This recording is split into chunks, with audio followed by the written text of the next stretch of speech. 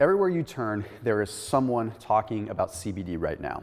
The hard part is when you're looking at the effects of CBD on the body, there's only so much that can really be talked about. You see, there's a lot of censorship because it's so close to cannabis, it's very difficult to talk about CBD. So what I wanted to do in this video is I wanted to break down the science of how it truly works in your body. I want to do this because I feel like there's a lot of misinformation out there. And I also feel like we need to understand that endocannabinoid receptors in our body are a natural thing, and endocannabinoids are a natural thing that are existing in our body. So in this video, what you're going to see is ultimately an overview of what happens inside the body with endocannabinoids, with different adenosine receptors, with different serotonin receptors, glutamate, dopamine, all the things that actually make your body go round when it comes down to endocannabinoids. So first off, what we have to talk about is what exactly is CBD? All right, CBD is the non-psychoactive component of cannabis. Okay, so CBD oil is usually extracted, and it's the component that doesn't have an effect like THC. So it works on different receptors within the body. Most of us know this by now because we see influencers all over the place talking about CBD, and they're all acting like crazy experts. The thing is it goes a lot deeper than the fact that it's just not THC. Okay, there's a lot that goes on in the body. So how exactly do these endocannabinoid receptors work within the body? See, we have two different receptors. We have CBD1 and CBD2. And these are all throughout the body. They're not just in the brain. Okay? They're not just affecting the psychoactive portion of the body. Okay? They are affecting the brain, but also even more so throughout the course of the body in our inflammatory system, in our immune system, and everything that we need to know there. Okay? CBD1 is found mostly in the brain, however. So CBD1 is the one that affects your mood, it affects emotion, it affects a lot of things when it comes down to your appetite, even coordination, movement, and pain that relates to your brain and how you perceive it. Okay, then we have CBD2. CBD2 works on the body, works on inflammation, works on the immune system. And there is a correlation between CBD1 and CBD2. They communicate, of course, but one is more so for the brain and one is more so for the immune system and for the body. And what you're going to find is that THC activates both of these. But here's what's interesting. Do not believe all of the marketing that says that CBD oil only affects CBD2 receptors. That is not true. That's not how it works, okay? CBD2 receptors have to do with the immune system and inflammation, like I said. But CBD oil does not directly affect CBD1 nor CBD2 receptors. It doesn't affect them at all. See, what it does is it influences the body to naturally utilize more of its naturally occurring endocannabinoids. See, endocannabinoids are things that our body can create, but we also get them from food and various polyphenols that we consume. It's a totally normal, natural thing. Whether our body uses them is a completely different story. So CBD oil influences the body to utilize more of the endocannabinoids that are already existing, therefore enhancing how those endocannabinoid receptors, particularly CBD2, actually utilizes them. So it's not directly affecting the receptors the way that THC would. But how does it actually work in the body?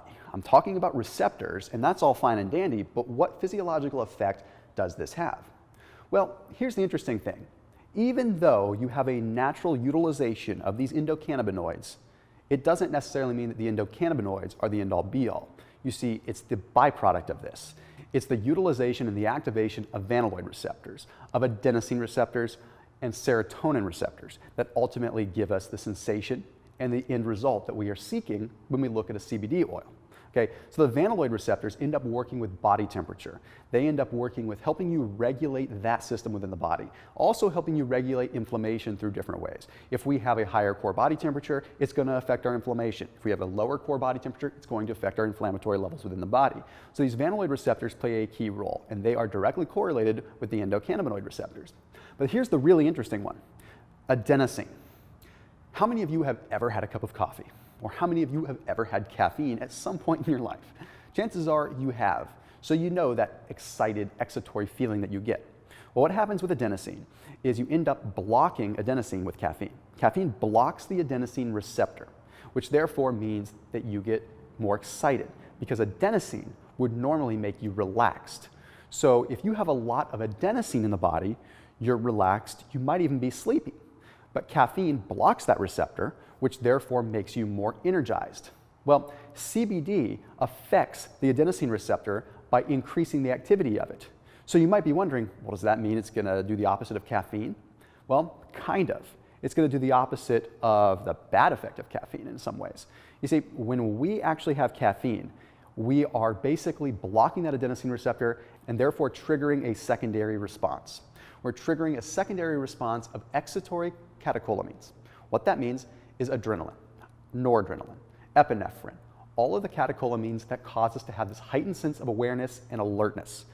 That is what's giving us the energy. It's not specifically the blocking of adenosine. So when we do allow adenosine, we don't have the opposite of epinephrine or adrenaline. There really isn't an opposite of it. It's either just on or off. You don't go fully polar opposite with it. So basically, you're slowing down the epinephrine, you're slowing down the adrenaline, and allowing your body to relax. So it's not like you're going to have the negative effect where you're super, super sleepy. You're just getting a calming effect, which is why so many people like utilizing CBD oil. They just end up getting confused as to why it's actually doing it. Then we have to talk about dopamine receptors. Dopamine's a simple one. Dopamine is the reward system within the brain. So by activating dopamine, it ends up allowing us to feel better all the time. But it allows us to naturally utilize dopamine. We're not taking exogenous dopamine. We're not taking drugs. We're not taking recreational drugs, things that are actually causing us to have more dopamine. We're naturally increasing the body's utilization of existing dopamine by enhancing the receptor sensitivity. Okay, and in that same vein, we also talk about glutamate. You see, glutamate is something that is excitatory. Glutamate actually triggers energy, but too much of it is a bad thing. Too much glutamate can lead to a seizure, can lead to all kinds of bad things. Glutamate is not what we want a lot of. However, the right amount of it can trigger energy in the right places. So when you think about the calming effect of adenosine, making you calm, and then you combine it with a specific energy effect of glutamate, you actually have a really unique thing. You're calm, but that glutamate is activating, energizing specific parts of the brain that are correlated with memory and retention.